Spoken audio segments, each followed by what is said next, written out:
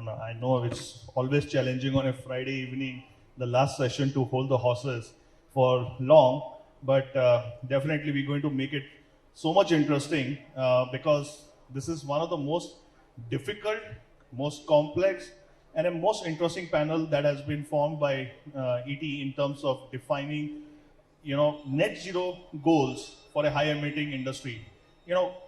When we say high emitting, I just wanted to lay down the context that from an India standpoint of view, we are almost emitting 8% of global emission.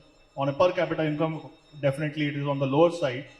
But when you look at, we are currently emitting almost 3 gigatons of emissions, and in that, majorly is by high emitting industries, or what we call it is hard to abate. Now that definition itself is, it's difficult for anyone to reduce the emission and then achieve net zero.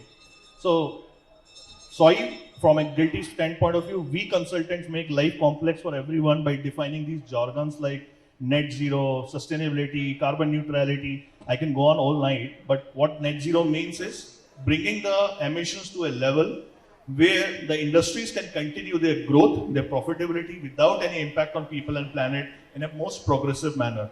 And with that as a kind of key facts, figures, and the knowledge that we have, we as this panel, we're going to discuss across different segments who are there with me.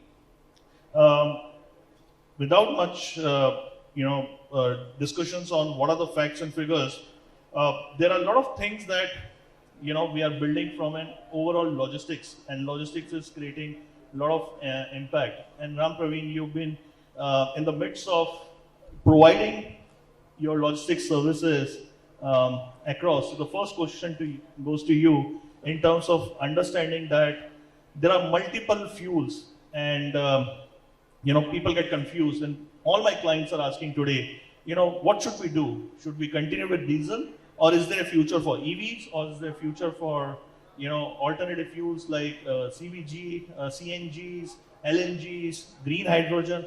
What should we do? Should we wait till the dust settle, or is there a future for it? So something that you can provide a perspective of what Mahindra is thinking about it on the logistics front for your customers.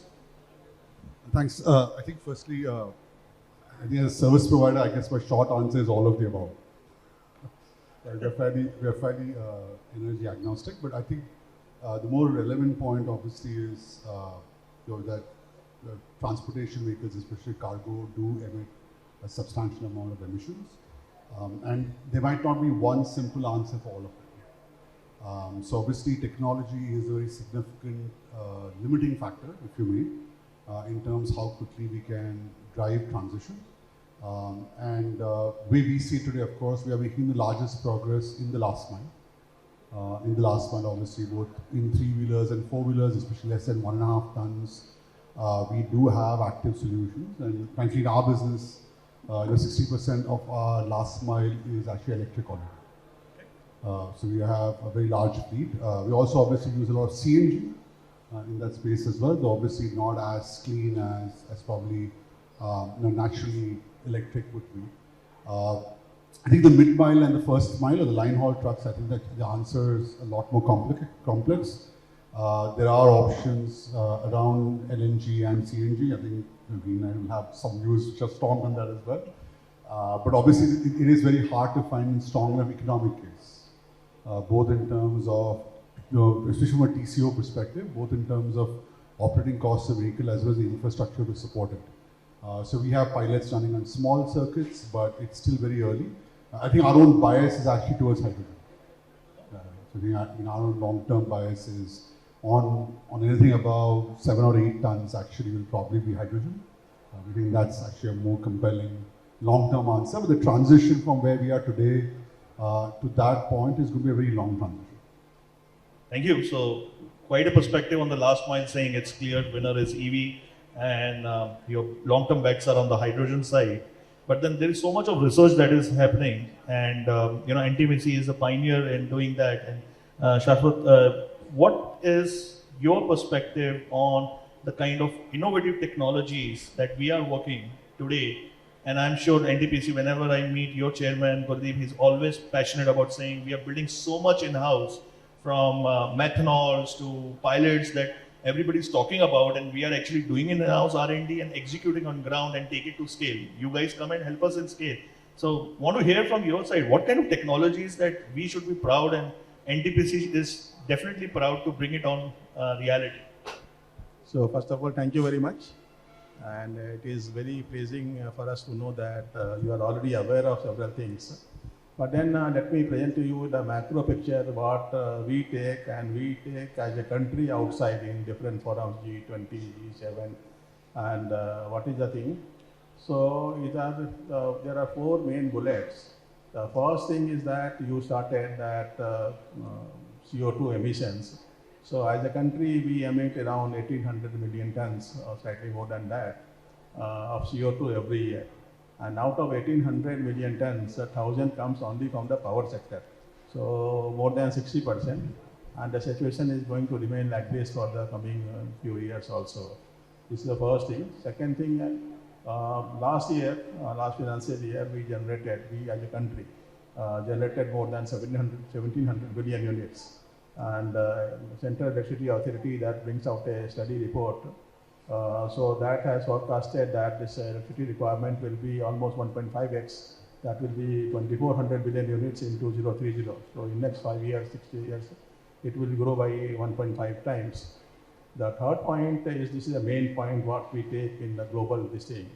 So this is very important. As a country, this point itself has 4 sub-bullets. The first bullet is that as a country, we have only coal reserve. We don't have any gas reserve or any oil reserve. So proven coal reserve is almost 319 billion tons. And interesting thing is that 89% of this coal reserve is non-coking coal. So they are supposed to be burned. If we are not burning it, there is no other use of this thing. So what we should be doing as a country, we should be leaving the only energy resource we are having, and then relying entire our life on the imported fuels. So this is the first thing. The second thing is that already more than 10 trillion Indian rupees is invested in power sector, that is the thermal power sector. So if we are doing anything casual with this thing, this is serious money, 10 trillion Indian rupees, more than that. So all the power companies will go down, and along with power companies, all the financial institutions, because all the money are coming from banks only and different financial institutions. So that is the second thing. Third thing is that economy, that the revenue of several states, Jharkhand, Chhattisgarh, Odisha, so 70 to 90% of the revenue comes from the coal. So if this revenue disappears, the state economy will be in serious trouble. If somebody loses his job, probably he can find another job. But then if the revenue of state disappears, the state economy will be in serious trouble. And the fourth bullet in this thing is that a lot of jobs are dependent in coal sector, in allied sector like railways, like trucks, like other things. So for the summary of this thing is that the coal-based power plants are going to stay for foreseeable future in this country because of these reasons. But then the next statement what we make globally, that pleases everyone. This statement will not please anybody. But then what we say that we will maintain the coal fleet, but then we will match the best CO2 emissions in the world. We say that you set the emission standards and we'll meet them. Just after Ukraine war, Europe declared the gas plant as green plants. Any coal plant will emit around 900 grams or 850 grams of CO2 per unit of electricity generated, whereas gas plant will emit around 500 grams per unit of electricity.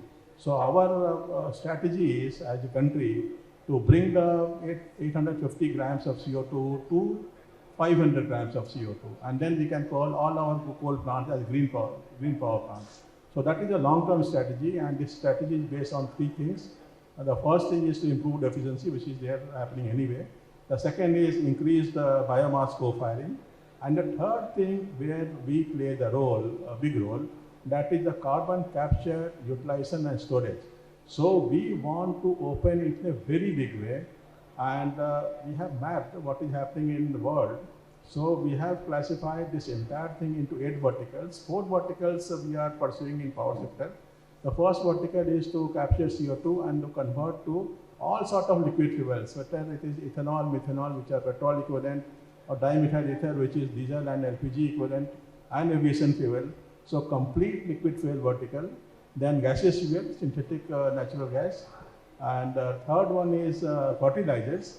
So 100%, or not 100%, majority of the fertilizer produced in this country, that is urea, is from natural gas. Suppose tomorrow natural gas is prohibited to be used, then what is the other route?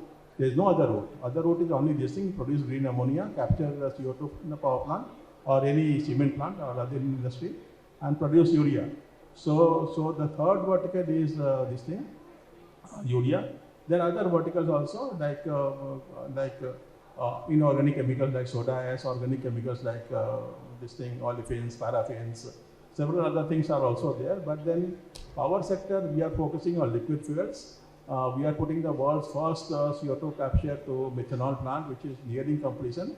In March, we have started another project, that is CO2 to Gen 4 ethanol project.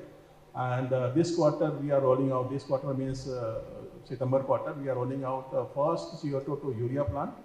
And probably in this calendar year or in this financial year, CO2 to aviation fuel. So we are intending to connect CCUS with the energy security and with the food security.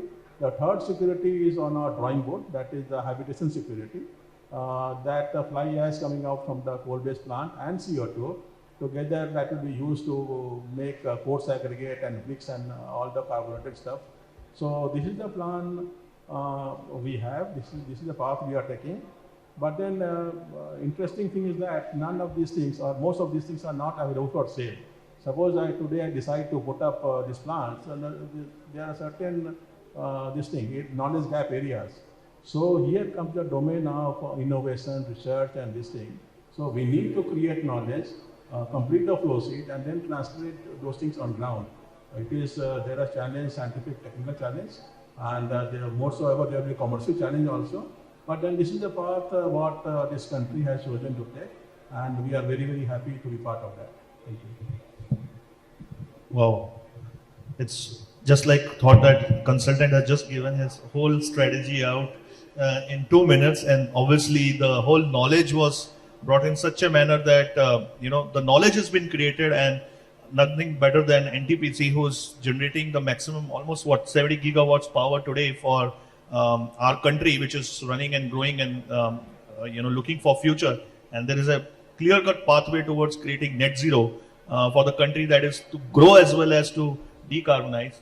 And obviously, in 2 minutes, you have provided a beautiful story of how the knowledge can be imparted to the audience, the platform that ET has provided. Now, coming to technology cannot be going without information technology, IT. And there are always buzzwords that we consultants are using when we are in the boardroom. Gen AI is the big buzzword, and what better than hearing from a woman in the sustainability field, Annu, to talk about how she is bringing Gen AI in the real estate world and making the difference towards the sustainable world that we can create. Annu, over to you. Thanks, Kapil. Before me, we talked about how production of goods or production of power, basic production sectors, contribute to carbon emissions. But when we talk of real estate, it's 40% of total global carbon emissions, and that's primarily at the point of consumption. So if we have to reduce emissions, we have to look at it. We have to look at a two-pronged approach, both from a more renewable sources of production as well as optimizing consumption.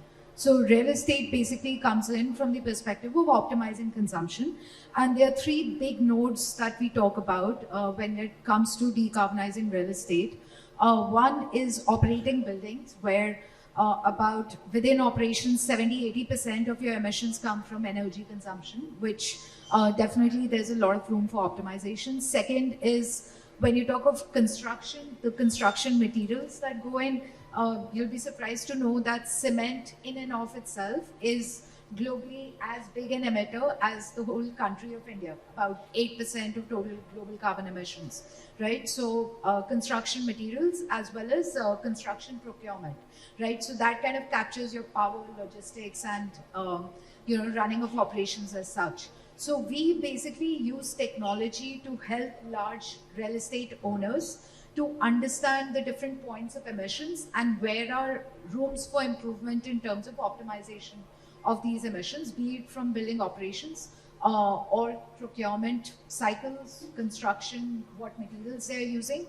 In addition to that, a big lacuna in terms of data that is there in the sustainability world is basically emission factors, which are a result of life cycle assessment of different products and stuff, right? So we are basically productizing that life cycle assessment within real estate construction industry to be able to really track emissions from something like a cement, which has had emissions right from the point where some materials were mined, shipped, then cement production happened, then that was shipped and used at certain sites and distributed at certain sites.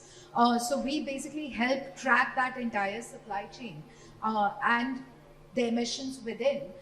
Therefore, to tell you actually the materials that you're using, what is the actual emissions that have gone into it, and how you can optimize on using better materials or alternate materials, or design your supply chains in a way that can optimize emissions from it. Thank you so much, Annu, from the overall perspective of how different prongs have to be looked for the decarbonization of real estate. What I'm surprised is power contributing 60%, real estate 40%, almost 100% pie is covered over here from a large emitting. But then there is a lot of discussion around, scope 1 into net zero. People forget that the elephant in the room is scope 3. And a lot of people talk about scope 3 can be reduced, but there's one company which is actually walking the talk on the ground, making sure that the scope 3 is reduced, and that's GreenLine. And Anand has been passionately talking to me before, how they have been building substantial mechanisms of business models to create scope 3 reductions of corporates. But Anand, what is more important to understand is what are the kind of challenges that you face or resistance that you face from your customer, and how it can be accelerated and multifold to ensure that there is the value that people can realize that you're building, and how it can further be accelerated. Is it something from a policy standpoint of view? Is it something from the people's mindset perspective, consumer point of view? Something that our audience would be happy to understand when you're walking the streets. Thank you, Kapil, and good evening, everyone. So, definitely, we've got a very warm welcome. First of all, I must appreciate from all my customers' point of view that when we brought them the solution on account of scope 3 emission reduction, that we would like to deploy LNG powered vehicle which can reduce 30 to 40% of carbon dioxide on heavy duty cargo being moved. So one thing was very clear, everybody had a vision that yes, we want to participate and we all want to do something in this line. At the same time, as we all know, nobody wants to take a red in their balance sheets in order to do such kind of an activity. So we at GreenLine, being a very young company, we created an ecosystem in order to build it end to end. We have one of our sister concern companies, Blue Energy Motors, which manufactures the heavy duty vehicles, 240-ton payloads on LNG. We have Ultra Gas putting up stations all across the country, and we at GreenLine deploy such vehicles, and proud to say that we've already deployed more than 350 vehicles on the ground today in the last 1.5 years with the support of all our customers. But we went with one mantra to every customer of ours. We said, we'll make you decarbonize the road logistics at no extra cost of diesel.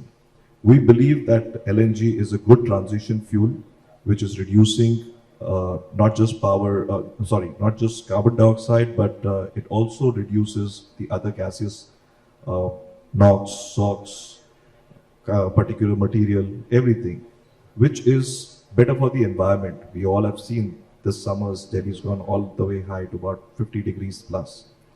But more and more logistics companies also need to get into it. And we welcome every logistics companies to come in, partner with us, not just the corporates directly.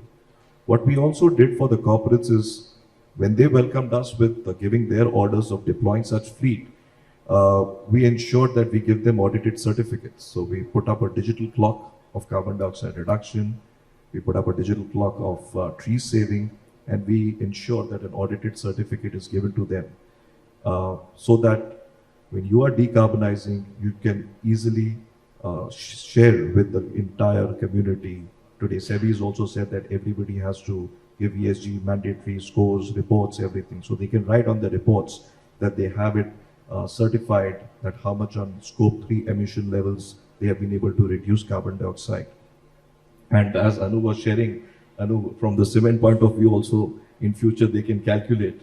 And today's date, we are partnering with all the cement companies and doing that as well. But yes, the challenge which has been there, Kapil, as you asked, is on account of financing alternate fuels today in the country is definitely a challenge where we have faced and which has slowed a little bit. But we believe as the country is changing, as ESG is on the count for everyone, this will also pass by. So definitely we believe that this is the way forward on account of all long-haul LNG deployment of vehicles and all short-haul. We plan to deploy EV vehicles on heavy-duty side from Q3 onwards in order to decarbonize road logistics. That's what we are trying to do. Amazing. Financing is obviously a challenge for a growing country like ours. But when we look for the new government has been formed, and there would be obviously a focus on infrastructure push, and that will bring in a lot of capital investment, capital expenditure, and with that, there would be again a lot of emissions that will come along with it. So Sourabh, you at Tata Projects are doing a lot of EPC work, right? I'm always baffled to understand that how you guys, first of all, ensure that your ESG is accounted, because you would have diversified portfolio of projects that you will be doing, sometimes buildings, sometimes refineries, sometimes different elements.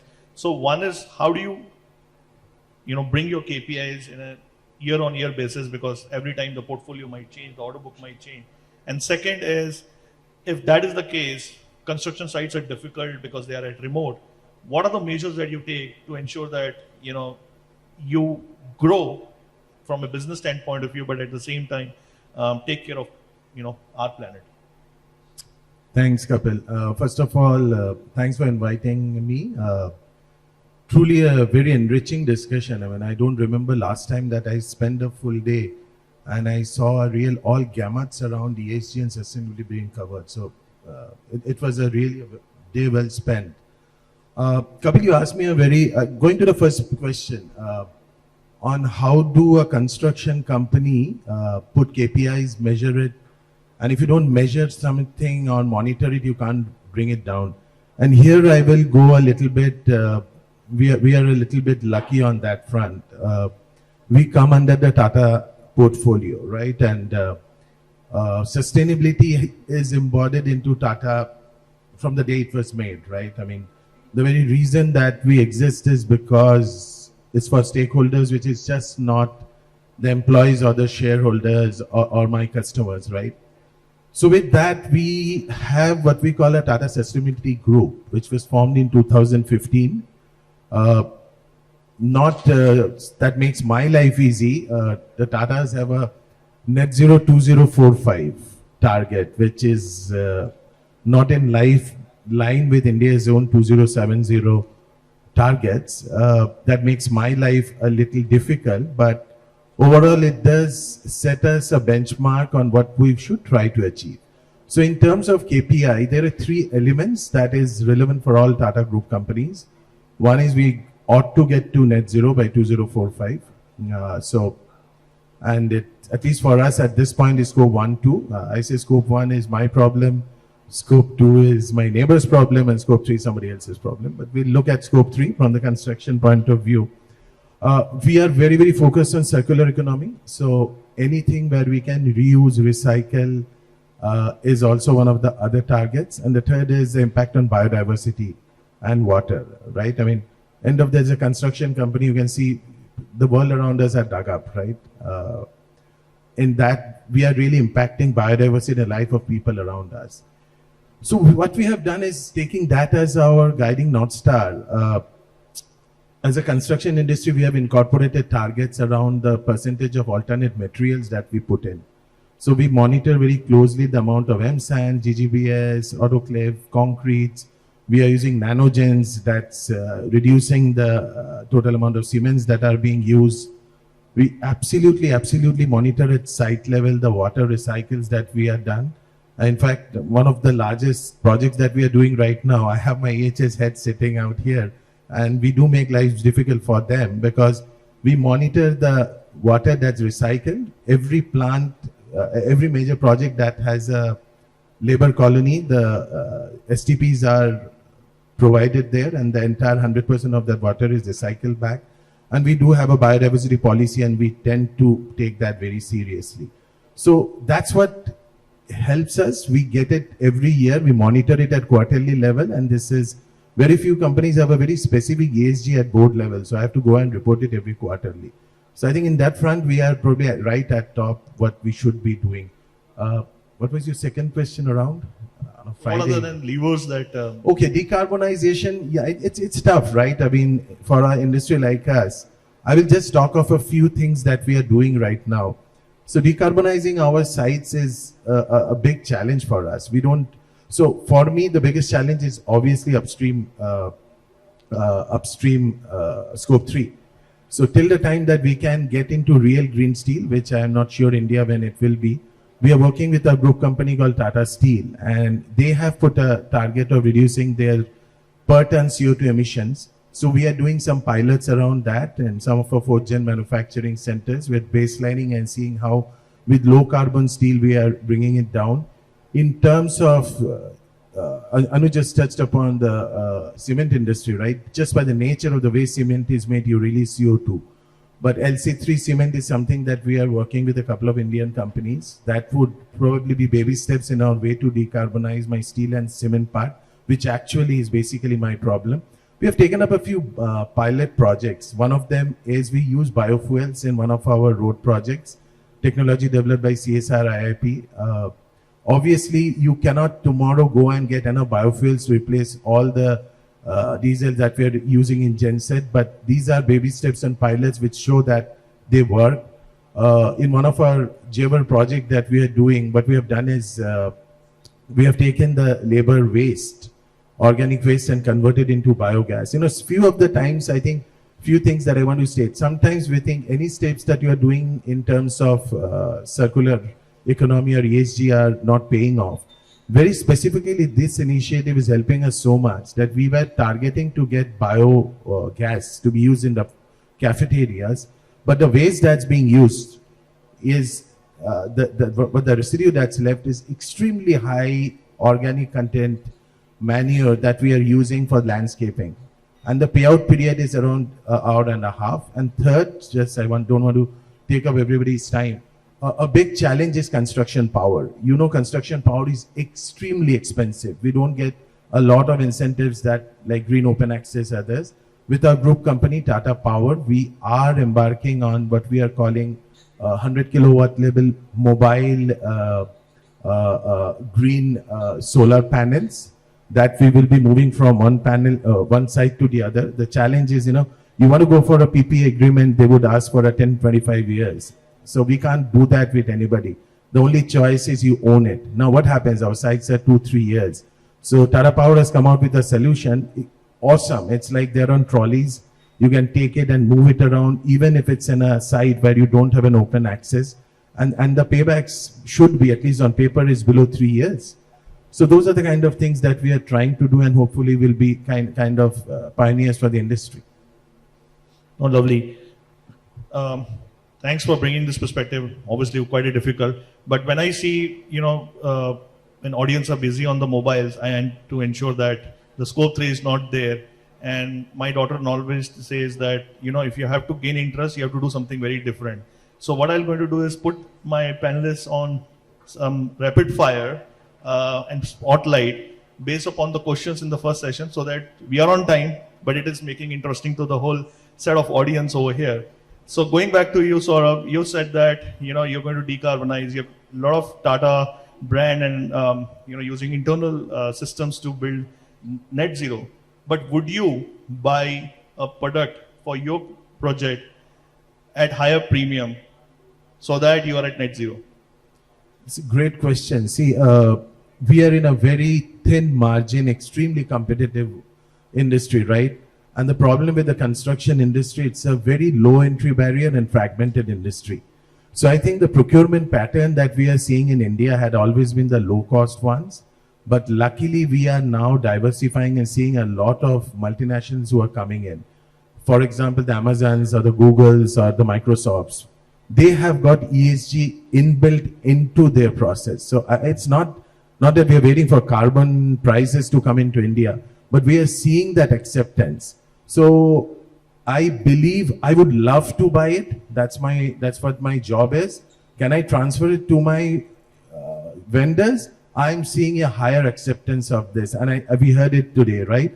ESG is becoming more a part of the ethics of organizations. So, and I see that going to get increased. I just hope that the government also comes up with a little bit of mandates that allow some of the buyers to forcibly buy and not like get us with some bid us against the cost challenges with some of the fragmented smaller players. Thank you, Sourabh. As a consultant, I can say this is a very honest answer. Back to you, Anand. In terms of, you said financials is a challenge. So would you walk the talk if the IRRs are negative? Sorry? You'll do your business if there are negative IRRs. Well, to start with, it has been a negative. And with the belief to be a positive, we started the whole thing. So, yes, we have started with the negative. But yes, we believe that if you have to make a gas-on-gas economy, if you have to decarbonize road logistics, somebody has to take the first step forward with the belief that it will turn positive. And yes, we do believe in the upcoming years, we will be a much stronger company the way we have partnered with our customers, whether you can say Tata Group as Tata Steel or JSW Group or Hindustan Zinc, today's date with a Nestle, steel, cement, metal, FMCG, chemicals, everybody is joining hands, Saint Govind. I mean, all the companies are saying that yes, we are willing to back you up. Go ahead, deploy it, and willing to give long-term lock-in contracts. And yes, because they all have a vision, which helps me that maybe I don't have to see it anything short-term, but yeah, long-term, everything works well. Thank you. Again, very honest answer. Definitely an hockey stick. When you start your business, you don't see money, you see market expansion, and definitely we look forward for your growth in multifold. Annu, you mentioned that data is a challenge, right? And getting data is crucial. And we consultant, all our life is revolved around data insights. So question to you is, how successful do you think your company and startup would be if this challenge continues on the data side?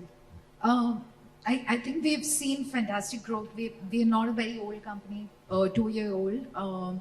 But in the wake of regulations, I think the regulatory environment is what is pushing companies to actually get more data and kind of get more organized around data. In India, we've heard a couple of times this morning about DRSR.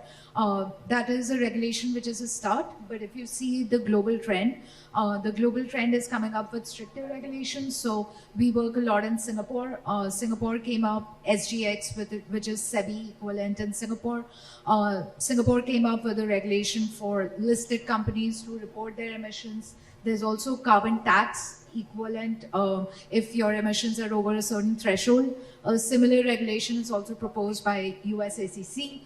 So regulatory environment is kind of rapidly evolving in a direction where companies really do not have a choice after a certain point. And since listed companies have to do it, there's a downstream trickle-down effect to their suppliers, vendors as well, which is now penetrating to the mid-segment as well.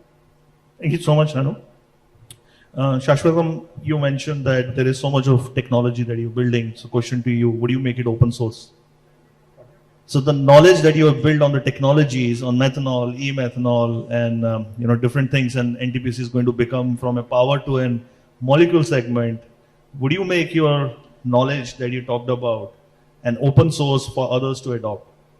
I don't know whether I am the correct person to answer, but then let me give you this thing. Our division has two verticals. In fact, both these verticals are very big. One vertical supports this thing, any issues in power plants, whether that is metallurgy, NDT, chemistry, anything. And this we have been doing since last almost 30-35 years. And the thing we charge is next to nothing. The idea is only to support the power sector in this country. So power sector has come a very long way from 1980 to today.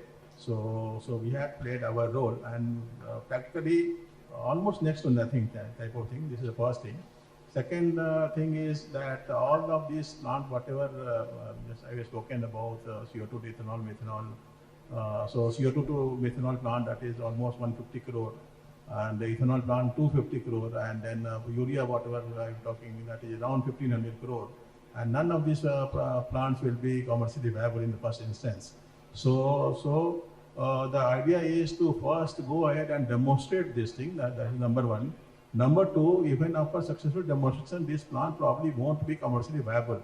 So we are approaching government for both monetary and non-monetary policy support. Monetary anyway we not get, but then non-monetary government receptive. We want to establish all these things. Three things we have already got. Let me mention that.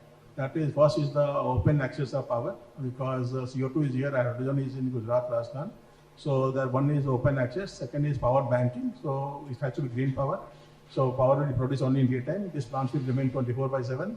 And the third thing is this thing, some rebate on the wheeling charges. So we got absolute exemption on that. Other set of things we have already given to government, get us a green tag and some waiver of GST. So we ask for non-monetary type of support, and the idea is to one, establish the complete thing end-to-end technically. Second, build all the financial framework so that other people can come in and build on that. But then I have still not answered whether this is open access, but then I will stop here. Okay. Thank you so much.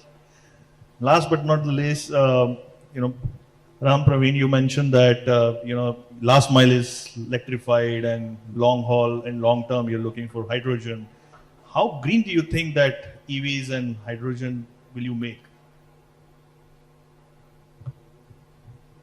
I think the first part, I think the last mile piece we're pretty clear. We are committed. I think our goal is to be scope 1 and scope 2 neutral, net zero by 2030. And we are very committed to that. Last mile is 40% of the miles which are running, and therefore we think that's very important. And we are pretty committed to getting there. We have a very clear roadmap, and I think we'll probably get there before 2030. We already run 2,000 electric vehicles across 19 cities. So I think that's clear. I think the line haul piece, I think we have to invest in transition fuels like LNG. Hydrogen is a long-term play, and because there's a transition period, I'm not sure we can actually put a specific number there. But we are committed to driving that in some way. But I don't have a very clear number. Sure. Thanks.